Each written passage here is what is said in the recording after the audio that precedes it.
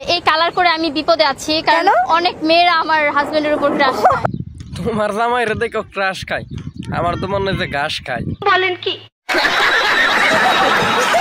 যে যত কথাই কন, আমার মনটা অনেক বড়।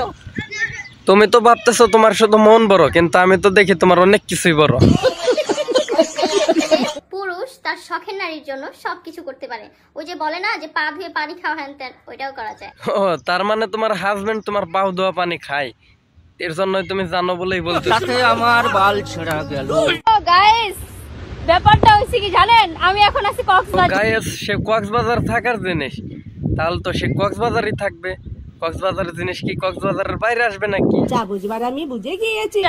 তো কথা সেইটা না, কথা হইছে আমি 2 দিন পর পরই কক্সবাজার আসি। তুমি কক্সবাজারে 2 দিন পর পর আসবে আর যাইবা কেন? তুমি কক্সবাজারের জিনিস, কক্সবাজারের সামান, তুমি কক্সবাজারেই থেকে যাও। যত কথাই বলেন কোনো লাভ জানি নাই। এই যে ফুলটা দেখতেছেন না, ফুলের মালিক কিন্তু একজনই থাকে। তুমি একটা ফুল আর তোমার ফুলের মালিক তোমার সাথেই।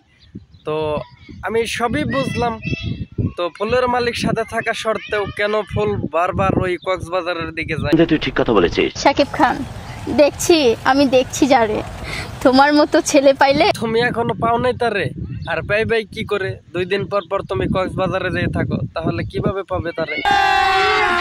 আমি মজা আয়েগা না ভিড়ো।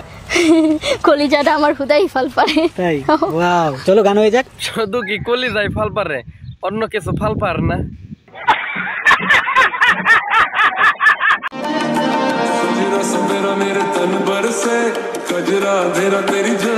ওরে বাপরে, আবার দেখি যাবো করে। বলেন কি? আজকে বিন্দাস লাইফ কাটালাম। আবার ঠিক আছে, আমি থাকতে তোমার বিন্দাস লাইফ হবে না, এটা কি কোনো কথা বললাম? যতদিন আমি আছি ততদিন তোমার বিন্দাস লাইফ হবে। তোমরা বিন্দাস লাইফ কাটাইছো, এটা তোমরা ঘরে যে আলাপ করো, ভিডিও করে টিকটকে ছাড়ার কি দরকার আছে? তোমরা তো মনে করো যে অন্য সব মানুষের ঘুম কাইরা নিতেছো।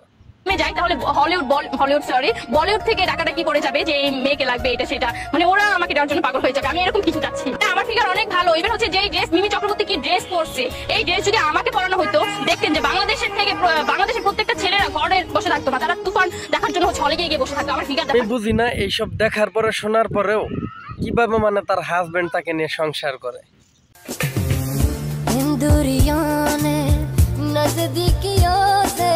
মেয়েটির জামাই কেমন নিবাদ, মানে তার ওয়াইফ এভাবে উলঙ্গ হয়ে মানে আসে ক্যামেরার সামনে, এগুলো ভিডিও করে, তিনি তার চুল বাঁধে, এগুলো ভিডিও করে যে নেটে ছাড়ে। এরকম নির্লজ্জ স্বামী মনে করেন যে কই?